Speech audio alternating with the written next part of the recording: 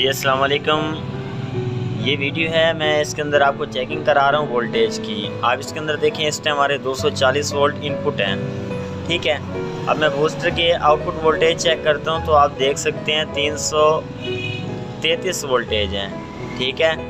अब मैं वोल्टेज आहिस्ता आहिस्ता कम करता हूँ, ठीक है। तो आप देखिएगा कि ये वोल्टेज हमारे कहाँ तक मेंटेन रहते हैं।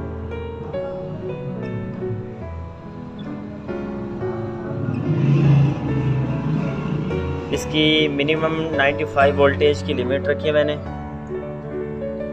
और ये अभी तक सेम वोल्टेज है। आप देखें 185 और हमारे आउटपुट में वोल्टेज अभी भी 332 आ रहे हैं, ठीक है। मैं प्राट प्लस की चेंज कर रहा हूँ, माइनस सेम है कि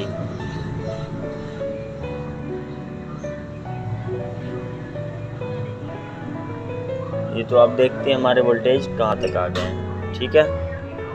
ये अब हमारे वोल्टेज देखें 148, ठीक है। हम मज़ीद डाउन करते हैं,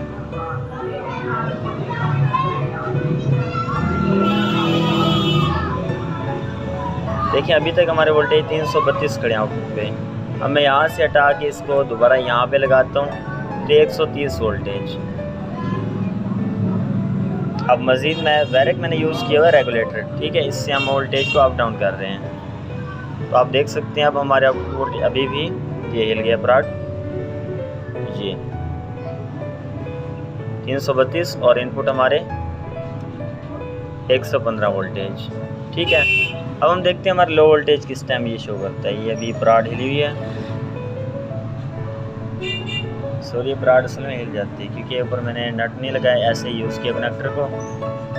तो ये देखें जैसे लिमिट से नीचे जा रही है तो हमारी ये लाइट जो है फॉल्ट वाली ब्लिंक करने लग गई है कि आपके वोल्टेज की लिमिट बहुत कम हो गई है, ठीक है। जब बिल्कुल कम हो जाएंगे वोल्टेज तो ये लाइट हमारी ऑन होके रह जाएगी, ठीक है। आप देखें उसने हमें 195 पे आके उसने बिल्कुल फॉल्ट कर दिया और पावर एलईडी हमारी ऑफ हो चुकी है, ठीक है। जब हम इंक्रीज़ करते हैं दोबारा वोल्टेज को,